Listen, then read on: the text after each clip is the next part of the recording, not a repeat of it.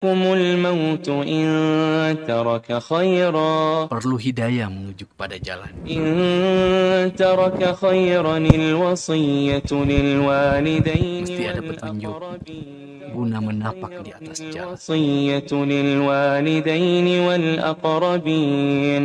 Kesadaran, menata diri, membangun jiwa, membakar semangat, meretas rintangan, dan berpacu dalam ketinggian derajat. للوالدين والأقربين بالمعروف. Untuk kehidupan terbaik di dunia dan wasiat di atas jalan. حقا على المتقين. Segera kita ikuti konsultasi agama spesial Ramadan bersama Ustadz Dzulkarnain Muhammad Sunusi, Hafizahullah Ta'ala. Wasiat di atas jalan.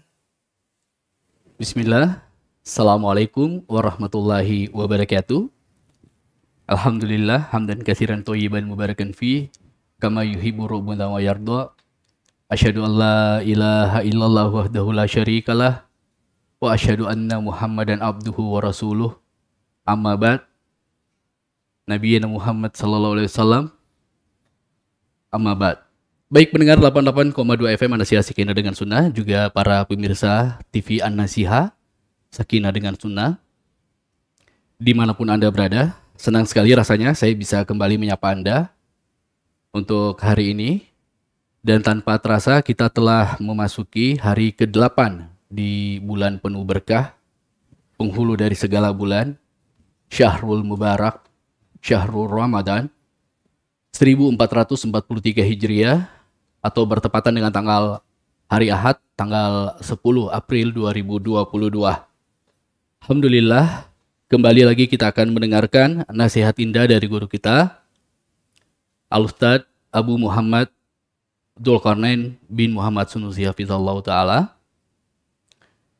Dan tentunya kembali kita akan menyiapkan catatan kita untuk mengambil faedah-faedah dari nasihat indah, insya Allah sebentar, di sebuah program spesial di bulan spesial Ramadan. Inilah konsultasi agama, wasiat di atas jalan. Dan insya Allah untuk hari ini tema kita adalah membangun sikap pertengahan dan keseimbangan. Baik, sebagaimana Anda ketahui, ini adalah konsultasi agama, sebuah program interaktif di mana nanti kita siapkan ada 2 sesi. Sesi pertama adalah guru kita Ustadz akan memberikan tausiah ringkas, dan insya Allah akan disusul dengan sesi kedua di mana nanti Anda berkesempatan untuk kembali meluangkan pertanyaannya dengan mengirim pertanyaan Anda di 0811413636, insyaallah. Dan bersama saya Fatih Adam, tanpa banyak membuang waktu lagi, segera kita dengarkan konsultasi agama spesial Ramadan dengan tema membangun sikap pertengahan dan keseimbangan. Tafadhol. Bismillahirrahmanirrahim. Alhamdulillahi rabbil alamin. Wassalatu wassalamu ala al-mab'uts rahmatan lil alamin. Nabiyina Muhammad wa ala alihi wa sahbihi wa man tabi'ahum bi ihsanin ila yaumiddin, amma ba'd. Dari bekal penting di bulan yang agung ini, dan ini termasuk wasiat-wasiat pokok yang patut kita ingat sebagai bekal kita dalam kehidupan menuju kepada Allah Subhanahu wa Ta'ala, adalah kita melihat keindahan Islam dalam makna sebagai ummatan wasata, sebagai umat yang pertengahan dalam sikap keadilan, sikap pertengahan, tidak berlebihan, tidak ekstrim, dan tidak pula menyepelekan. Ciri umat ini Allah Subhanahu wa Ta'ala terangkan di dalam firman-Nya, wa kadzalika ja'alnakum ummatan wasata. Demikianlah kami jadikan kalian sebagai umat pertengahan. Ja'ala di dalam ayat itu ada 2 makna. Karena kata al-ja'al itu mirip dengan 13 kata yang lain yang maknanya itu disebut oleh para ulama terbagi dua. Bisa bermakna yang pertama al-kauni, al-qadari, bermakna sesuatu yang sudah ditetapkan, ditakdirkan. Dan makna yang kedua bermakna ad-dini asy-syar'i, hal yang merupakan perintah agama, ketentuan di dalam agama. Jadi di atas dua makna kalau diartikan, wa kadzalika ja'alnakum ummatan wasata, diartikan ke mana kauni qadari, artinya Allah memang sudah menetapkan agama ini, sudah ditakdirkan, dan sudah tidak ada perubahan di dalam agama, bahwa agama ini adalah agama yang pertengahan. Dan di atas mana yang kedua, wa kadzalika ja'alnakum ummatan wasata, di atas mana dini syar'i, hal yang terkait dengan agama dan perintah, maka diterjemahkan makna ayat, dan demikianlah kami jadikan kalian sebagai orang-orang yang pertengahan. Siapa saja yang masuk di dalam Islam ini dengan benar, maka dia pasti akan memiliki sikap pertengahan, terdidik untuk berada di atas sikap pertengahan, tidak ekstrim dan tidak menyepelekan. Iya. Dan ini kalau kita pahami makna ayat dengan benar, dengan penafsirannya di kalangan para ulama, maka tampaklah beberapa poin kesimpulan. Yang pertama bahwa umat Islam ini itu dipilihkan oleh Allah menjadi umat pertengahan. Pertengahan di tengah umat-umat. Dan yang paling tengah jalannya. Kemudian yang kedua, sikap pertengahan itu bukan ukurannya dengan akal, atau ukurannya dengan perkiraan sendiri, selera sendiri. Tapi sikap pertengahan itu dengan menapaki agama.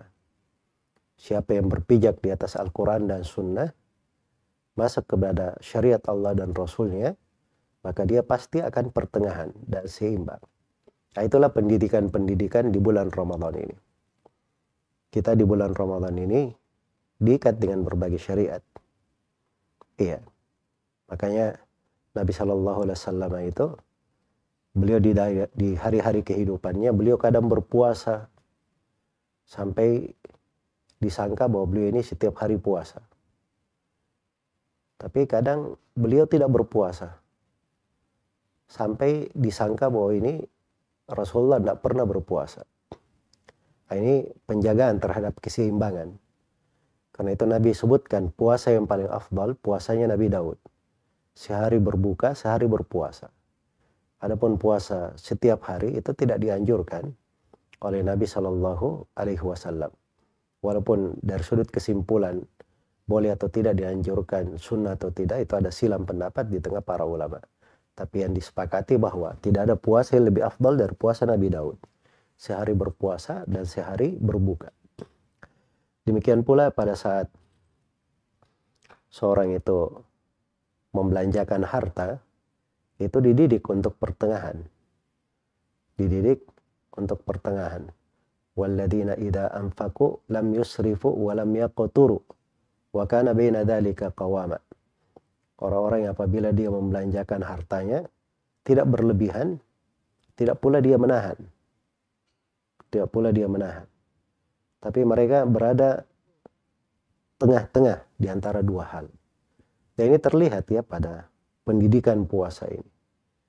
Ya, kita itu ada waktu kita menahan, tidak makan, tidak minum. Dan ada waktu di sahur, di berbuka, kita makan dan minum. Ya. Maka diberikan porsi masing-masing, ada waktu menahan, ada waktu mengeluarkan, agar supaya menjadi pembelajaran sikap pertengahan dan keseimbangan di dalam kehidupan. Bahkan di dalam berdoa, kita dilarang melampaui batas. Allah berfirman, "Ud'u rabbakum tadarru'an wa khufyah, innahu la yuhibbul mu'tadin." Berdoalah kalian kepada Rabb kalian dengan merendah diri dan dengan suara yang lirih, suara yang merendah.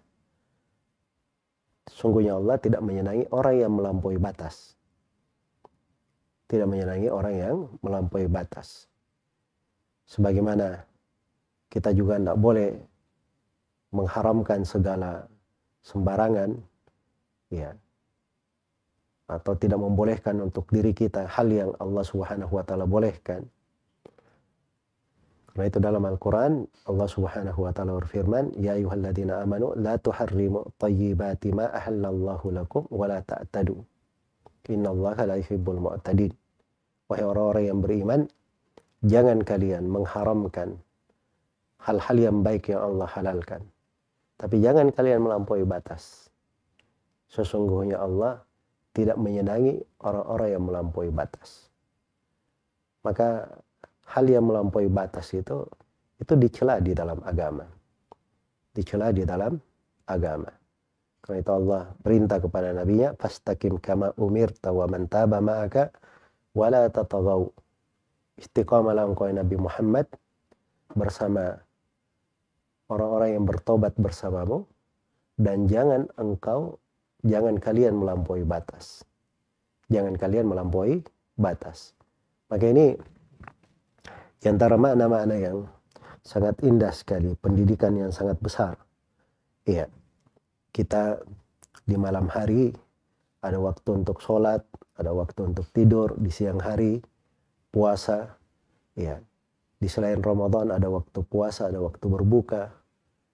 Kemudian dalam kehidupan ini dihalalkan seorang itu untuk menikah. Nah, itu semuanya adalah sikap pertengahan.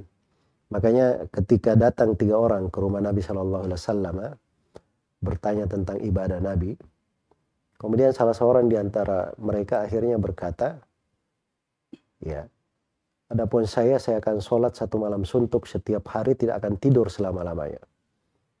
Yang kedua berkata, adapun saya akan puasa setiap hari, tidak akan berbuka selama-lamanya. Dan yang ketiga berkata, adapun saya tidak akan menikah dengan perempuan selama-lamanya. Maka begitu Nabi Shallallahu Alaihi Wasallam kembali ke rumahnya, diberitahukan kepada beliau tentang hal tersebut. Maka Nabi Shallallahu Alaihi Wasallam marah.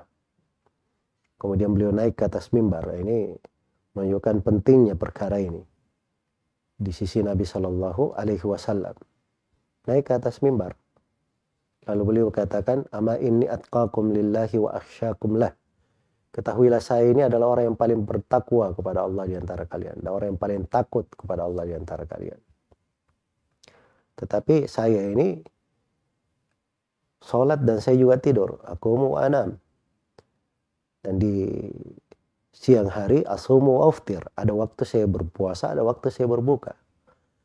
Wa atazawwajun nisa. Dan saya nikah dengan perempuan. Kemudian Nabi SAW bersabda, "Waman ragiba an sunnati falaysa minni." Siapa yang tidak senang terhadap sunnahku, maka dia tidak termasuk daripada aku. Iya. Maka ini bulan Ramadan, bulan kita perlu menata diri kita, melatihnya. Kadang seseorang itu perlu di dalam kehidupannya ada tarik ulur antara sesuatu sehingga seimbang sesuatu itu. Dan ukuran keseimbangan sikap pertengahan itu semuanya kembali kepada tuntunan dan menapaki jalan syariat di dalam hal itu. Kapan seorang tepat di atas perintah Allah dan Rasulnya, pasti dia akan berada di atas sikap pertengahan. Semoga Allah Subhanahu wa Ta'ala selalu menjadikan bulan Ramadan ini sebagai keberkahan untuk kita semua di dalam seluruh makna kehidupan kita. Dan semoga Allah Subhanahu wa Ta'ala mencatat kita semua sebagai orang-orang yang beruntung di bulan ini, diampuni dari dosa-dosanya, dicatat sebagai penghuni surganya, dijauhkan dari neraka. Innahu waliyudzalika wal qadiru alaih, wallahu ta'ala alam. Baik, pendengar dan pemirsa dimanapun Anda berada, alhamdulillah telah kita dengarkan tadi nasihat indah dari guru kita Al-Ustadz Dzulkarnain Muhammad Sunusi hafizahullah ta'ala dengan tema kita membangun sikap pertengahan dan keseimbangan. Tadi sudah dijelaskan, ini dibagi atas 2, yaitu Al-Kawani Al-Qadri, yaitu sesuatu yang sudah ditetapkan atau sudah ditakdirkan sebagai agama. Dan yang kedua adalah Ad-Dini Asy'ari. Demikianlah umat Islam telah dijadikan sebagai umat pertengahan. Jadi siapapun yang berpijak di atas jalan, memegang Al-Quran dan As-Sunnah, maka pasti akan memiliki sifat pertengahan. Baik, saatnya kita masuki sesi tanya jawab di hari ini, di hari ke-8 Ramadan 1443 Hijriah, bertepatan dengan tanggal 10 April 2022. Kembali Anda berkesempatan untuk kembali menghubungi kami di 0811413636.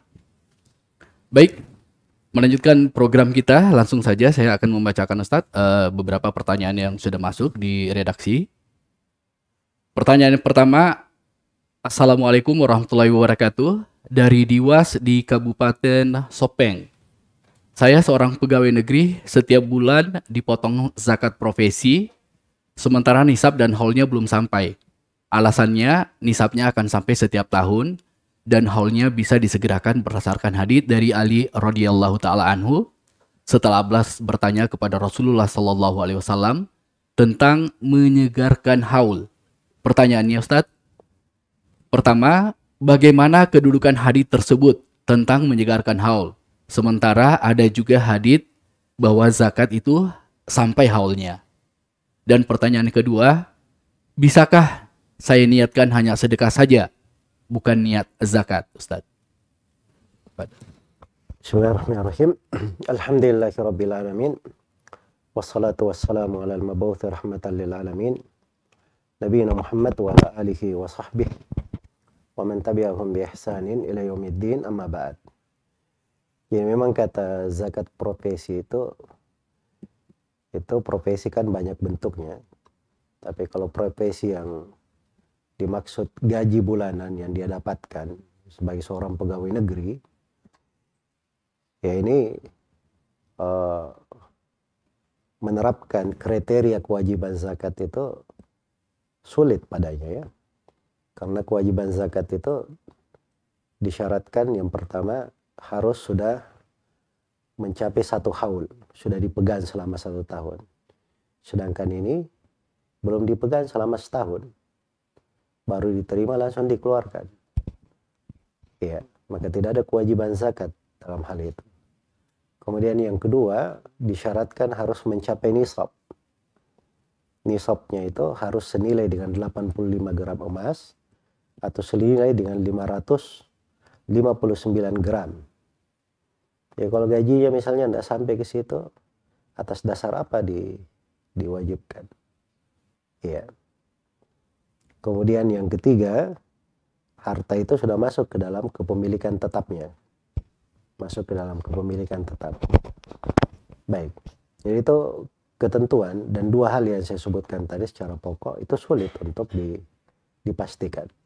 Adapun masalah menyegerakan zakat, mengeluarkan zakat, itu boleh saja, dan riwayat yang disebutkan tadi itu riwayat dalam hadits riwayat Bukhari dan Muslim. Ketika sejumlah sahabat atau ada yang mengkomplain Al-Abbas bin Abdul Muttalib, kenapa beliau tidak mengeluarkan zakatnya, maka Nabi SAW terangkan bahwa Al-Abbas itu dia sudah bayar zakat untuk 2 tahun. Nah, ini membayar zakat untuk 2 tahun ini itu dimaklumi di pembahasan fikih zakat. Makanya disebutkan di cabang-cabang pembahasan kaidah-kaidah fikih bahwa boleh mengeluarkan kewajiban itu sudah apabila sudah ada sebab-sebabnya. Jadi kalau sebab-sebabnya sudah ada, maka menyegerakannya diperbolehkan, tidak ada masalah. Contoh misalnya, saya punya suatu toko. Toko ini barangnya ada, jalan terus. Ya, penjualan ada, pasti. Setiap tahun pasti saya keluar zakat. Sudah saya bisa hitung malah tahun depan itu zakat saya kira-kira berapa atau pastinya berapa. Ini sebabnya sudah ada. Kalau sebabnya sudah ada, dikeluarkan 2 tahun pun nggak ada masalah kalau sebabnya ada. Dan ini beda dengan zakat profesi. Sebab kewajibannya belum ada. Bagaimana bisa diwajibkan? Iya. Baik. Kemudian yang kedua, kalau misalnya diniatkan untuk sedekah saja, nggak ada masalah, itu sedekah nggak ada masalah. Itu adalah hal yang baik. Jadi, kalau dipungut sebagai zakat, diniatkan sedekah, maka itu nggak ada masalah insyaallah ta'ala. Semoga Allah memberi taufik pada semuanya. Baik, jazakallahu khairan, barakallahu fikum. Berikut. Ya, sebenarnya satu lagi, kemudian masalah pungutan zakat profesi ini, karena memang di sebagian pemerintah memerlukan. Ini salah satu solusi tapi tidak produktif. Kemudian keliru di dalam pembahasan fikihnya. Kalau ingin memungut dari pegawai negeri, pungutan yang syar'i boleh bermanfaat, itu banyak bentuk lain. Saya bisa terangkan bentuk-bentuk itu. Ya. Jadi coba masuk di konsep saya punya, kadang saya beri ceramah judulnya bagaimana membangun aset negara tanpa modal. Nah, itu ada konsep-konsepnya di dalam syariat. Ya, jadi jangan masuk di dalam pembahasan zakat yang ketentuan di situ sudah dipastikan pada hal-hal yang sudah ada ketentuannya. Diakali pada perkara-perkara yang kadang tidak cocok di situ. Ya kalau mau solusi itu banyak. Sisa tanya kepada orang-orang yang ahli di perekonomian Islam, dia ahli di bidang syar'i, maka akan diberikan banyak solusi pada hal yang diperlukan. Semoga Allah memberi taufik kepada semuanya. Insyaallah, barakallahu fiik Ustaz. Jadi tidak perlu harus fokus kepada zakat profesi atau itu Ustaz ya. Ya. Insyaallah, barakallahu fiik. Baik, kita lanjutkan lagi pendengar dan pemirsa dimanapun Anda berada yang sedang menyaksikan program konsultasi agama spesial Ramadan, wasiat di atas jalan di hari yang ke-8 Ramadan. Kembali saya akan lanjut membacakan pertanyaan yang sudah masuk. Bismillah, tetangga kami mengundang kami berbuka bersama di rumahnya, tapi pada acara berbuka bersama itu dirangkaikan dengan peringatan 100 hari meninggalnya orang tuanya. Apakah boleh kami ke acara itu untuk memenuhi undangan berbuka bersamanya, tapi mengingkari acara peringatan 100 hari orang tuanya, Ustaz? Tafadhol, Ustaz. Ya kalau dia memang untuk acara buka puasa, untuk sebagai kehidupan bertetangga itu nggak ada masalah ya di dalam hal tersebut.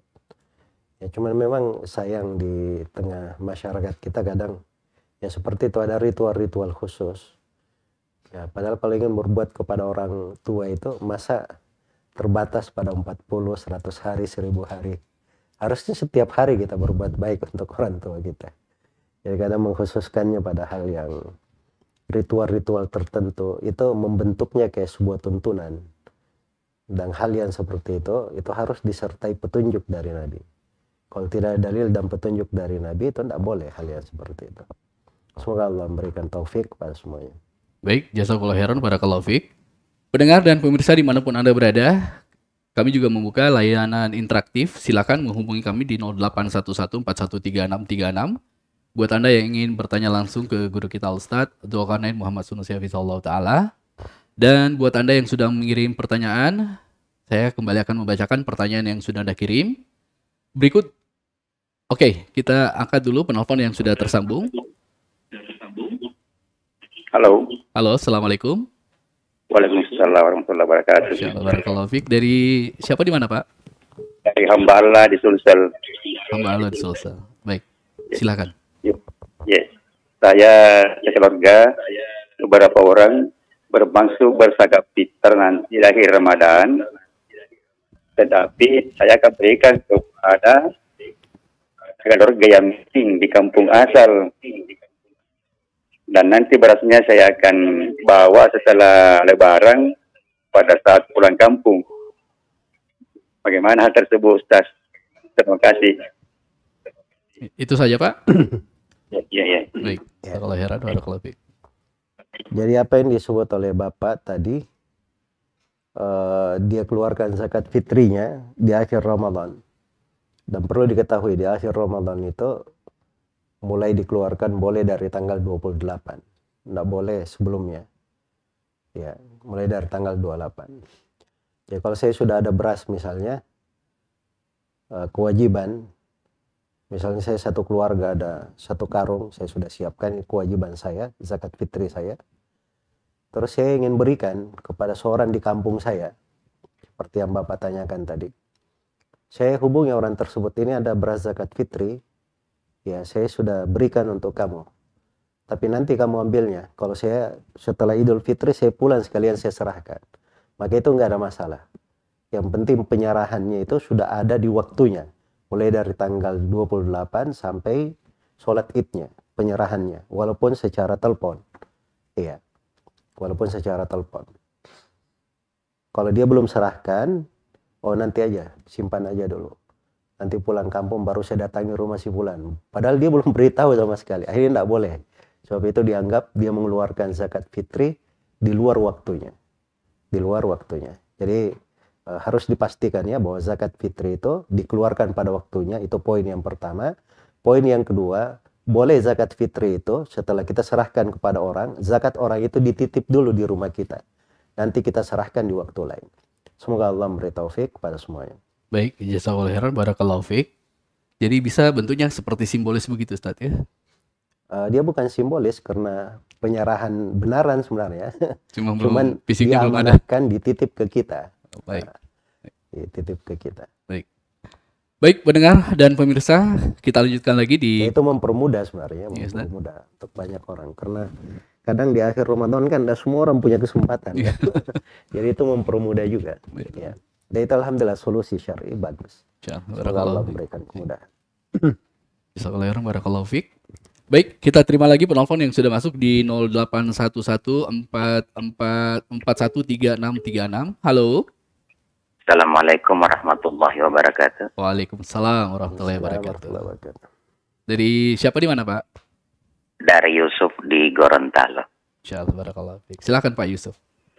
Iya, mau tanya Ustadz, kalau kita tidur siang setelah zuhur, tiba-tiba kita mimpi basah. Nah, apakah kita harus bangun, langsung mandi, atau boleh kita tunda dulu sampai masuk waktu asar baru kita mandi? Afwan Ustadz, barakallahu fikum, wassalamualaikum warahmatullahi wabarakatuh.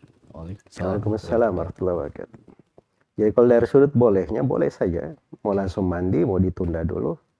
Yang penting pada saat dia sholat, dia sudah mandi, harus bertahara. Tapi kalau dari sudut yang mana yang paling afdal, paling afdalnya ketika sore itu berhadas, segera dia mandi. Supaya dia dalam keadaan suci. Kalau dia selalu jaga dirinya dalam keadaan suci, maka itu adalah hal yang baik. Dan itu tidak dipermasalahkan, ya mimpi basah di bulan Ramadan itu tidak mengganggu puasa sama sekali. Semoga Allah memberi taufik kepada semuanya. Baik, jazakallahu khairan, barakallahu fiik. Kita lanjutkan lagi konsultasi agama spesial Ramadan dan oke. Kita coba angkat penelpon lagi yang sudah tersambung. Halo. Assalamualaikum. Waalaikumsalam warahmatullahi wabarakatuh. Dari siapa di mana, Pak? Aku Alisa di Antang. Ya, silakan, Pak. Aku Ustaz bertanya, yang pertama, apakah ketika kepala keluarga zikir pagi dan petang bisa juga melindungi istri dan anak-anak yang masih kecil? Terus yang kedua, ketika kita membaca Al-Quran, tiba-tiba ada yang bertanya sama kita menjawabnya cuma sebentar. Apakah ketika lanjut baca Al-Quran lagi, baca tauhid lagi dan basmalah, atau langsung baca Al-Quran saja, Ustaz? Barakallahu fiik. Baik. Adapun pertanyaan yang pertama tentang dzikir pagi, apakah bisa mencakup keluarga dan anak-anak juga? Iya, kalau diniatkan boleh. Apalagi kalau misalnya pada saat dia berzikir, dia kumpulkan anaknya di sekitarnya supaya dia berdoa dzikir itu untuk semuanya, maka itu nggak ada masalah insyaallah ta'ala. Kemudian yang kedua, karena Anas bin Malik radhiyallahu ta'ala anhu itu pernah mengumpulkan keluarganya ketika beliau mau khatam Al-Quran. Lalu setelah khatam beliau berdoa untuk semuanya.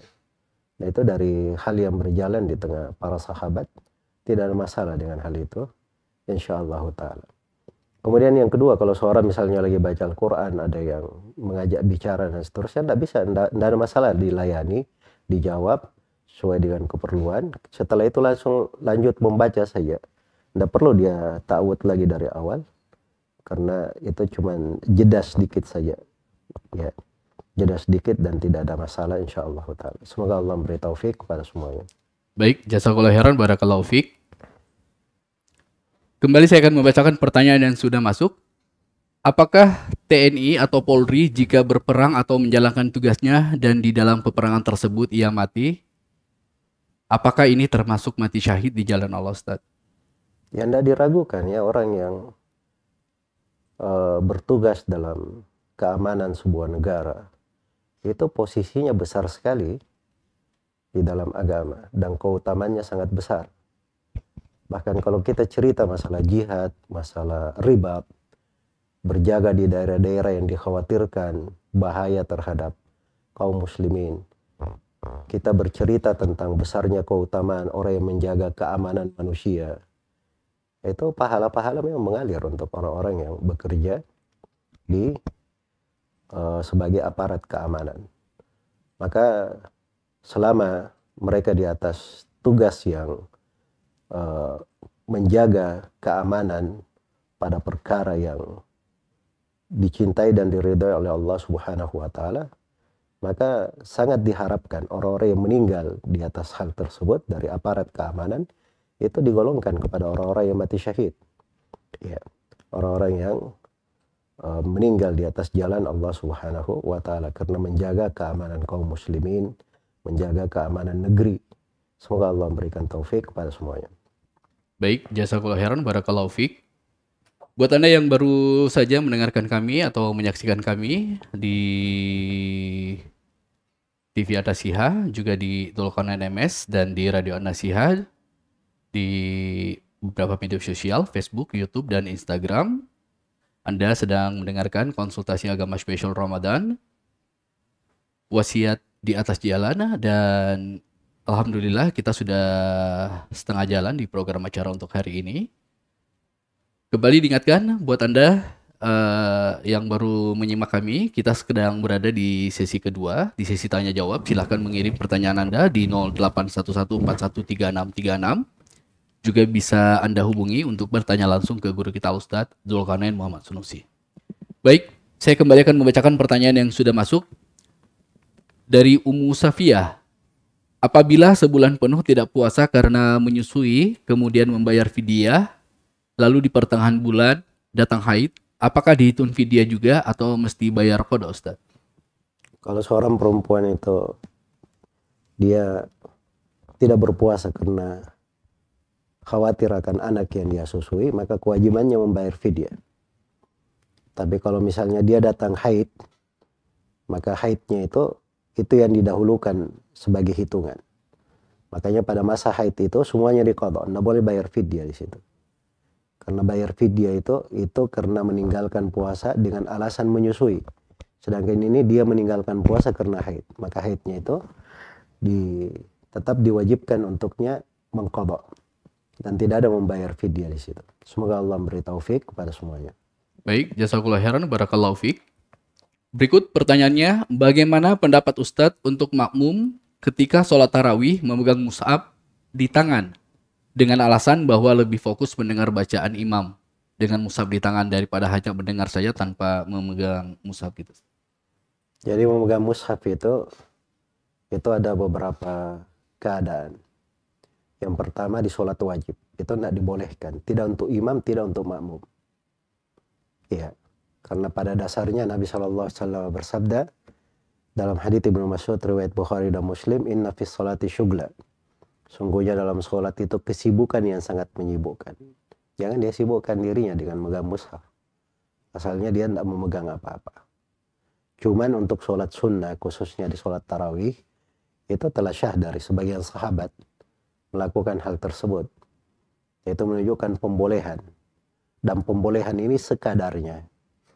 Jadi kalau misalnya imam, seorang yang mau sholat dia tidak hafal Al-Quran semuanya, pada Ramadan dia ingin sholat tarawih dia khatamkan Al-Quran dalam sholat, maka tidak ada masalah dia baca dari mushaf. Sama di hari-hari biasa, kita ingin sholat malam, saya ingin memperpanjang sholat saya, tapi saya tidak hafal Quran, ya saya baca dari mushaf, tidak ada masalah. Ya, itu betul ada keperluan. Tapi kalau dia sebagai makmum itu yang perlu melihat itu cuma orang yang menyimak imam saja. Misalnya mau meluruskan bacaan imam atau yang semisal dengan itu. Ya, adapun orang yang misalnya dia mengantuk di belakang, tidur, daripada dia tidur lebih bagus dia menyimak pakai mushaf supaya dia lebih konsen, maka itu nggak ada masalah. Tapi kalau dia alasannya supaya lebih khusyuk, itu tidak benar ya. Ya justru sholat itu disitulah latihan bagaimana kita itu bisa khusyuk penuh dengan menyimak bacaan imam, bukan karena melihat mushafnya, karena melihat bacaan imam atau mendengar bacaan imam. Dan ingat sekali lagi bahwa memegang mushaf itu kesibukan. Dan asalnya jangan seorang itu disibukkan dengan sesuatu yang di luar sholat. Ya, semoga Allah beri taufik pada semuanya. Ya Allah barakallahu fiik. Jazakallahu khairan. Di beberapa masjid itu Ustaz, biasanya memang ditemukan ada tempat mushaf yang di depan imam, terus ada mushafnya nanti yang besar itu yang bisa dibaca gitu. Ya, nggak bisa itu lebih bagus sebenarnya, karena dia tidak pegang apa-apa imamnya kan. Ya. Imamnya cuma baca satu halaman, Iya. satu rakaat, nanti rakaat berikutnya halaman lagi satu. Jadi dia tidak memegang. Nah, itu nggak apa-apa kalau memang imamnya tidak hafal ya. Tapi kalau imamnya hafal, dia nggak perlu melihat. Dia harus baca dari hafalannya. Sebab itulah yang diajarkan oleh Nabi, dilakukan oleh para sahabat, dan itu khusyuk yang sebenarnya. Tapi tetap tidak bisa dibaca di dalam sholat wajib Ustaz. Sholat wajib nggak boleh untuk sholat wajib. Jazakallahu khairan barakallahu fiik. Pendengar dan pemirsa, kembali lagi saya akan membacakan pertanyaan Anda yang sudah masuk ke redaksi kami. Ustadz, apakah boleh menjaharkan suara bagi wanita yang sholat tarawih sendiri di rumah? Nggak ada masalah. Karena memang sholat malam itu pada dasarnya boleh dijaharkan. Tapi kadar menjaharkannya itu tidak membangunkan orang tidur. Kalau misalnya ada yang sedang tidur. Ya, tapi dia jaharkan padahal yang dia bisa dengar, bisa dia lebih khusyuk dengannya. Semoga Allah beri taufik kepada semuanya. Baik, jazakallahu khairan barakallahu fiik. Kita sudah tersambung dengan seorang pendengar. Halo. Assalamualaikum warahmatullahi wabarakatuh. Waalaikumsalam warahmatullahi wabarakatuh. Dari siapa nih, Mas? Dari Makassar. Baik, tafadhal. Iya, saya ingin bertanya tentang salah satu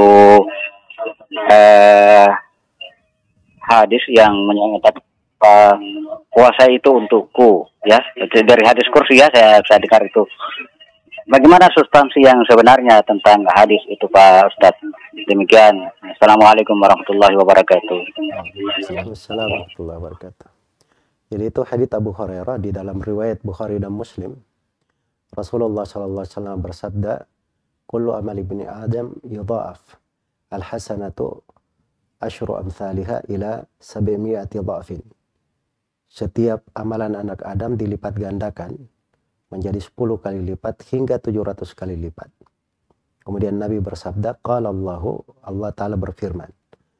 Nah, ini hadits ilahi. Kalau bahasa orang kebanyakan menyebut hadits qudsi. Nah, ini hadits ilahi dari Allah, diberi perkecualian. Qala Allahu illa siyam fa innahu li wa ana ajzi bih. Kecuali puasa. Karena puasa itu khusus untukku dan aku sendiri akan memberi pahala baginya. Jadi maksudnya puasa itu diberi pahala tidak ada batasannya. Kalau yang lainnya 10 kali lipat sampai 700 kali lipat, kalau puasa tidak. Diberi pahala tidak ada batasannya. Kenapa? Fa'innahu li, karena puasa itu khusus untukku. Dia rahasia antara hamba dengan Allah Subhanahu wa ta'ala. Ya, wa ana ajzi bih. Dan saya sendiri, aku sendiri akan memberi pahala khusus untuknya. Karena itu di antara ulama ada yang menafsirkan ayat innama yuwaffas sabiruna ajrahum bighairi hisab. Sungguhnya orang-orang yang bersabar diberi pahala tanpa ada batasannya. Yang dimaksud adalah orang-orang yang berpuasa. Semoga Allah beri taufik kepada semuanya. Baik, jazakallahu khairan barakallahu fiik. Silakan pendengar dan pemirsa yang lain di 0811413636 buat Anda yang ingin mengirim pertanyaan, juga buat Anda yang ingin bertanya langsung ke Al Ustadz. Kita sudah tersambung dengan seorang penelpon. Halo. Assalamualaikum warahmatullahi wabarakatuh. Waalaikumsalam warahmatullahi wabarakatuh. Dari siapa di mana, Pak? Dari hamba Allah, Ustaz. Dari Makassar. Ya, silakan. Assalamualaikum Ustaz. Saya ingin bertanya apakah saya itu alhamdulillah setiap tahun Ustaz tetap mengeluarkan zakat harta saya, walaupun itu sudah cukup dan waktunya juga belum sampai 1 tahun. Yang saya mau tanyakan Ustaz, ini pada tahun ini Ustaz, saya itu ternyata ada keperluan mendadak dan harus mengeluarkan dana yang ada di dalam pendapatan saya. Tapi apakah itu sudah saya bisa mengeluarkan zakat lagi atau bagaimana Ustaz dengan yang telah saya keluarkan untuk kegiatan saya? Itu saja Ustaz. Barakallahu. Assalamualaikum warahmatullahi wabarakatuh.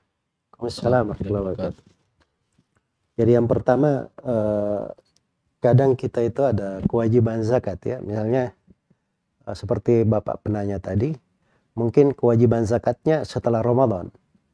Tapi berhubung ini bulan Ramadan, ya zakat itu pasti wajib dia bayar. Tapi berhubung bulan Ramadan, dia segerakan pembayarannya. Dan itu adalah hal yang bagus ya. Dia kumpulkan dua kebaikan. Menyegerakan zakat untuk orang yang perlu, dan dia kumpulkan kebaikan, dia salurkan di bulan yang penuh dengan keutamaan. Nah itu adalah hal yang baik. Kemudian yang kedua, terkait dengan harta yang biasa dia zakati, saya nggak dengar ya penjelasan hartanya jenisnya apa. Karena harta zakat itu kita harus tahu jenisnya yang kayak bagaimana, yang dia katakan sudah dipakai, kemudian jadi tidak sampai ke zakatnya. Ya kalau jenis dari harta itu, dia misalnya adalah sebuah kewajiban yang sudah tetap. Kewajiban yang sudah tetap itu ada di pundak kita. Ya, pundak kita. Kita harus tetap keluarkan walaupun misalnya pada saat kewajiban kita belum ada uang. Nah, itu menjadi kewajiban di atas pundak kita. Tetapi kalau misalnya kewajiban yang dimaksud dari zakat itu perlu nisab dan nisabnya belum sampai karena dipakai, maka ini tidak ada kewajiban zakat. Karena memang belum sampai nisab di dalam hal itu. Iya. Jadi kalau tidak ada kewajiban zakat, tidak usah merasa berat dengan hal itu. Itulah hari-hari kehidupan memang Allah persilih gantikan, Allah pergulirkan di tengah manusia. Ada keperluan, ada hal yang kadang kita lapang, kadang kita di kondisi di atas, kadang di bawah, kadang di normal dan sebagainya. Ya, semoga Allah Subhanahu wa taala memberikan kemudahan untuk semuanya. Wallahu taala alam. Baik, jazakallahu khairan, barakallahu fiik. Kembali saya akan membacakan pertanyaan yang sudah masuk di redaksi kami. Afwan, izin bertanya Ustadz, apakah anak dan suami wajib bayar zakat fitri jika suami belum memiliki gaji atau uang? Dikarenakan gaji itu akan didapat mungkin setelah Idul Adha. Dan apa saja zakat yang diwajibkan untuk ditunaikan bagi pasangan suami istri yang baru menikah? Kewajiban zakat fitri itu kewajiban terhadap seseorang yang hadir Ramadan itu selesai. Dia berada di bulan Ramadan, terus dia saksikan matahari terbenam di akhir Ramadan, masuk Idul Fitri. Dan pada saat itu dia punya kelapangan di luar keperluan pokoknya, dia masih ada kelapangan sebanyak 1 sok dari makanan atau lebih. Nah, barulah dia wajib untuk mengeluarkan zakatnya. Nah, kalau dia ada kriteria itu, maka dia wajib mengeluarkan zakat. Ya saya nggak tahu ya hitungannya kayak gimana, yang penting itu ukurannya. Saya juga nggak tahu diterima gaji atau tidak, tapi di kondisinya seperti itu ada, maka dia ada kewajiban untuk mengeluarkan zakat fitrinya. Ya. Kemudian untuk memang pada saat baru menikah itu ada hal-hal yang mungkin baru berjalan, baru ditata ya dalam kehidupan. Nah, itu lumrah ya, hal yang biasa. Tapi seorang itu selalu berbaik sangka kepada Allah. Dan apalagi baru menikah itu disyukuri ya, artinya dia masuk ke dalam sebuah mahligai yang bagus dalam ketaatan, ya lebih mendekatkan diri kepada Allah Subhanahu wa taala. Sebab pernikahan itu adalah hal yang lebih mendekatkan diri kita kepada Allah dan membantu kita untuk taat dan menjadi sebab keberkahan dan kemudahan di dalam kehidupan. Semoga Allah memberikan taufik kepada semuanya. Wallahu taala alam. Baik, jazakallahu khairan, barakallahu fiik. Pertanyaan berikutnya Ustaz, kebiasaan haid saya beberapa bulan terakhir sepekan hanya bercak, kalau buang air kecil kadang bercampur darah dan keputihan. Dan sepekan selanjutnya baru lancar, dan memang sebelumnya riwayat haid saya tidak teratur. Pertanyaannya, apakah pekan pertama itu saya berpuasa Ustaz? Ini agak rumit ya pembahasannya. Karena pertama harus dilihat perempuan itu ada dua. Ya. Dia punya kebiasaan atau dia tidak punya kebiasaan. Yang punya kebiasaan itu contohnya begini. Dia setiap bulan haid. Kalau haid misalnya 5 hari, 7 hari. Ya, itu kebiasaan pasti. Dia haid pasti setiap 25 hari dia haid. Nah, itu kebiasaan namanya. Ya kalau kebiasaan ada, yang dipakai kebiasaan. Itu paling enak kalau ada kebiasaan. Jadi pas keluar darah di waktu kebiasaan dihitung darah haid. Kalau keluar di luar kebiasaan haidnya, ada darah, tetap ada darah, maka itu kemungkinan darah istihadah dan kemungkinan darah rusak, dan dihitung darah haid. Walaupun warnanya hitam, bau, sama dengan darah haid, itu dihitung darah rusak. Kalau dia di luar kebiasaan. Kondisi yang kedua, perempuan tidak punya kebiasaan.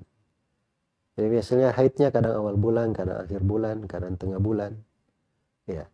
Kadang haidnya 5 hari, kadang 7 hari, kadang 9 hari, kadang tidak tetap. Berganti-ganti. Nah, ini namanya dia tidak punya kebiasaan. Nah, orang yang tidak punya kebiasaan itu ada dua keadaan. Darahnya yang pertama, darahnya itu bisa dibedakan. Mana darah haid dan mana yang bukan darah haid. Nah, kalau bisa dia bedakan, itu namanya tamyiz. Dia harus pandai membedakan darah. Jadi cara membedakannya itu mudah.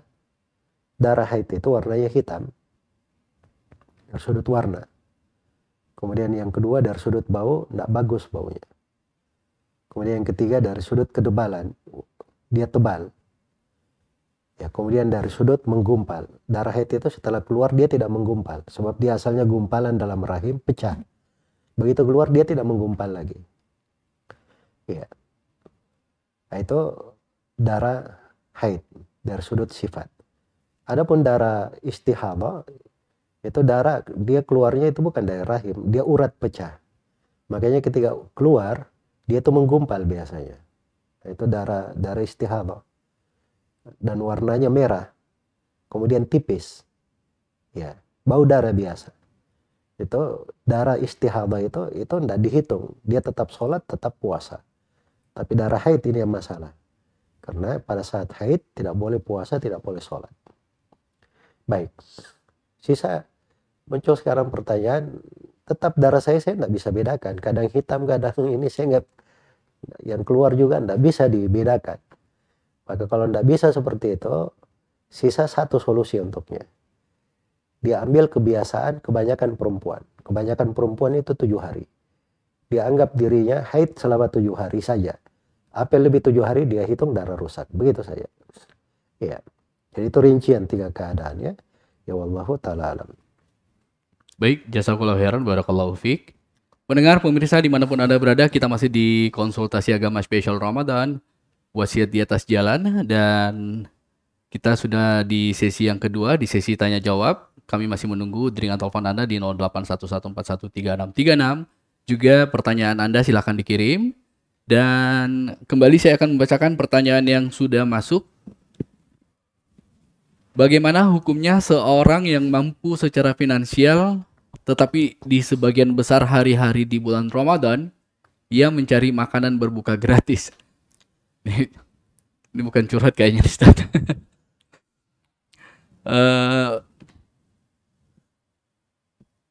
Yang disediakan di berbagai masjid. Bagaimana hukumnya itu, Ustaz?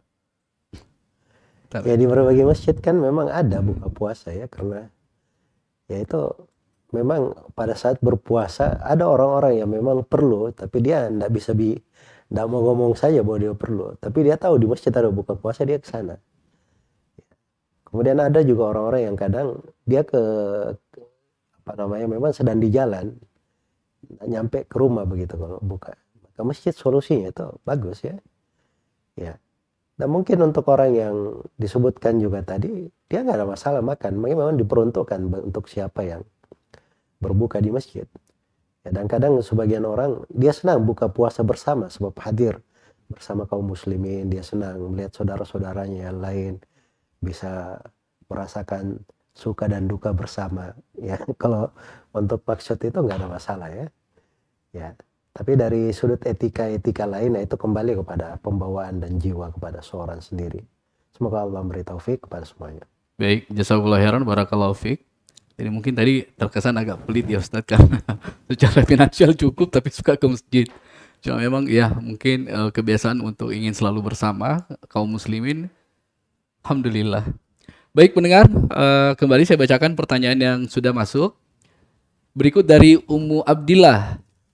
Apakah USG transvaginal di dokter kandungan membatalkan puasa, Ustadz? Kalau dia memasukkan sesuatu dari cairan, dan cairan ini mengandung mana makan dan minuman, itu yang bermasalah. Tapi kalau tidak ada cairan sama sekali dimasukkan ke dalam dirinya, maka itu nggak ada masalah insyaallah ta'ala. Hanya saja hal-hal yang seperti ini itu kadang bagusnya dilakukan setelah puasa, itu lebih bagus, lebih aman. Semoga Allah beri taufik kepada semuanya. Baik, jazakallahu khairan, barakallahu fiik. Pemirsa dan pendengar dimanapun Anda berada, tak terasa waktu kita sekarang sudah 24 dari pukul 17 waktu Indonesia Tengah. Kita masih ada beberapa menit ke depan. Mungkin saya akan mengambil 3 pertanyaan terakhir, Ustadz, di konsultasi agama spesial Ramadan untuk hari ini, di hari yang ke-8, bertepatan dengan 10 April 2022. Baik, tanpa membuang waktu lagi, kembali saya bacakan pertanyaan yang sudah masuk. Afwan Ustadz izin bertanya, bagaimana hukumnya jika kita sudah niat malamnya untuk berpuasa, lantas kita tidak bangun sahur? Apakah puasa saya sah atau tidak, Ustadz? Ya puasanya syah ya, makan sahur itu bukan syarat syah puasa. Dia hal yang disunnahkan. Iya, hal yang disunnahkan. Sepanjang dia sudah niat mau puasa, tidak makan sahur karena kebablasan, maka itu tidak ada masalah, insya Allah puasanya syah. Semoga Allah beri taufik kepada semuanya. Baik, jazakallahu khairan, barakallahu fiik. Berikut dari Abdullah di Sudiang. Ustadz mau tanya tentang hadits Nabi Sallallahu Alaihi Wasallam yang menanyakan makanan kepada Aisyah radhiyallahu an. Akan tetapi beliau radhiyallahu an mengatakan tidak ada makanan untuk dimakan. Sehingga Nabi Sallallahu Alaihi Wasallam mengatakan ia akan berpuasa sunnah pada hari itu. Pertanyaannya, apakah Nabi Sallallahu Alaihi Wasallam telah meniatkan dari malamnya? Apabila besok tidak ada makanan, maka Nabi akan berpuasa sunnah. Atau Nabi Sallallahu Alaihi Wasallam meniatkan puasa sunnahnya setelah beliau mengetahui tidak ada makanan yang akan dimakan pada saat itu, Ustaz. Itu haditsnya sahih ya, di Sahih Al-Bukhari dan Sahih Muslim. Ya. Dan memang itu kembali kepada pokok pembahasan, karena para ulama 2 pendapat di situ. Ada yang mengatakan bahwa berniat dari malam hari itu berlaku untuk semua puasa, puasa wajib dan puasa sunnah.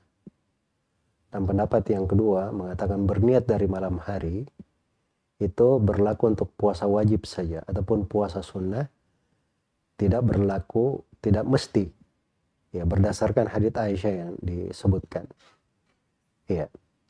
Dan bagi pendapat yang kedua ini didukung dengan berbagai fatwa dari para sahabat. Imam Al-Bukhari sebutkan hampir 10 orang sahabat yang melakukan hal yang seperti itu. Ya, jadi kalau di pagi hari dia tidak dapat makanan, ya sudah, dia memang belum makan apa-apa, dia niatkan saja puasa. Itu tidak ada masalah, insyaallah ta'ala. Semoga Allah beri taufik kepada semuanya. Baik, jazakallahu khairan, barakallahu. Tapi itu di puasa sunnah ya, tapi kalau puasa wajib harus niat dari malam hari. Iya.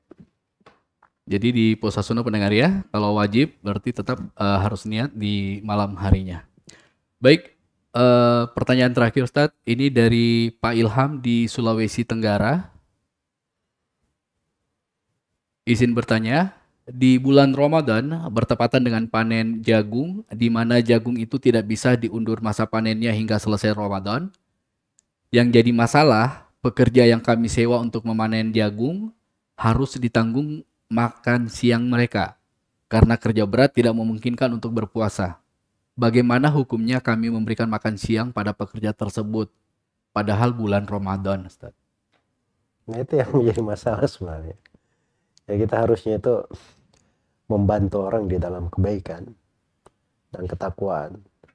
Ya, Jadi dalam kondisi seperti itu bisa diatur jenis dari kerjaan yang saling meringankan. Pekerjaan tetap jalan, tapi orang yang bekerja juga mereka tetap dibantu untuk berpuasa.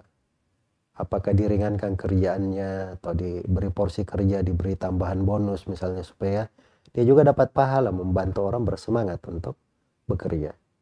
Ya, tapi kalau dia ikut menggampangkan orang berbuka puasa, tidak berpuasa, itu masalah.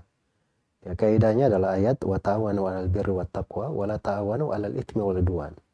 Tolong menolonglah kalian di atas kebaikan dan ketakwaan, dan jangan tolong menolong dalam dosa dan permusuhan. Semoga Allah memberi taufik pada semuanya. Baik, jazakallahu khairan, barakallahu fik. Sepertinya waktu kita masih ada sedikit, Ustaz. Masih bisa tambah satu pertanyaan, Ustaz. Baik. Coba ditampilkan pertanyaan yang sudah masuk di redaksi. Kita ambil satu.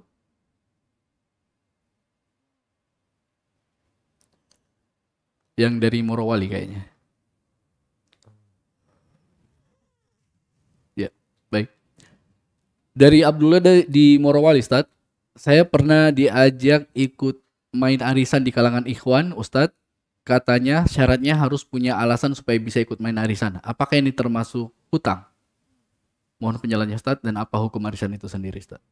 Barakallah. Arisan itu asalnya itu di kalangan orang-orang yang punya penghasilan tetap. Dia punya gaji tetap. Itu asalnya.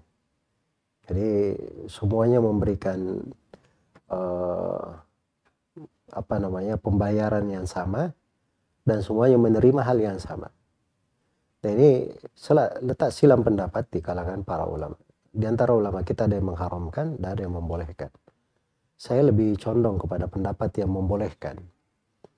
Ya, dengan ketentuan bahwa memang maksudnya adalah untuk meringankan. Sebab dimaklumi ya, saya punya gaji bulanan.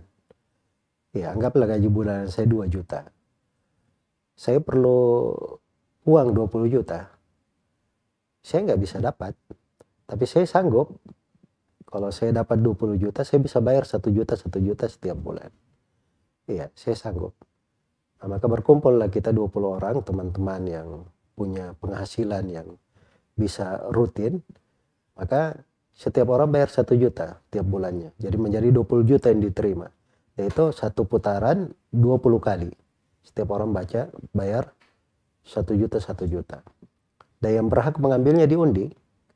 Diambil secara diundi sebab semuanya punya hak yang sama, maka itu solusinya diundi. Iya.